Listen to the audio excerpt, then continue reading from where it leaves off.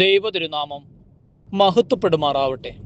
വലിയ നോമ്പിൻ്റെ 2026 26 പ്രഭാതത്തിനായിട്ട് ദൈവത്തെ മഹത്വപ്പെടുത്താം. നിങ്ങൾക്ക് എല്ലാവർക്കും നല്ലൊരു സുപ്രഭാതം നേർന്നുകൊണ്ട് ഏറെ ദാഹത്തോടെ ആഗ്രഹത്തോടെ ഇന്നത്തെ നമ്മുടെ ധ്യാന ചിന്തയ്ക്കായി ശരീരത്തെ മനസ്സിനെ ഒരുക്കാം.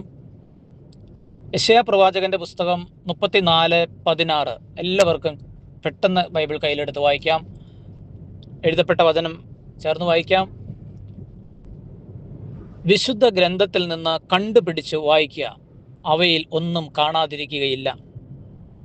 ദൈവമക്കളെ, നൂറ്റാണ്ടുകൾക്കപ്പുറത്ത് യെശയ്യാ പ്രവാചകന്റെ ഈ ഒരു വാഗ്ദത്ത വചനം ബൈബിൾ കയ്യിലെടുത്ത് വായിക്കുവാൻ നോമ്പിൻ്റെ 2ാം പകുതിയിൽ പരിശുദ്ധാത്മാവ് ആഹ്വാനം ചെയ്യുകയാണ്.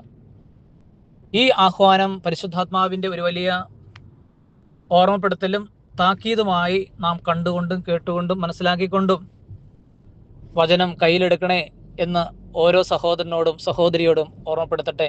കാരണം ഭക്ഷണത്തെ മാത്രം വർജിക്കുന്ന നോമ്പ് വ്യർത്ഥമായിട്ടുള്ള എന്ന് പിതാക്കന്മാർ പ്രാർത്ഥനയിലൂടെ നമ്മെ ഓർമ്മപ്പെടുത്തുന്നുണ്ട്.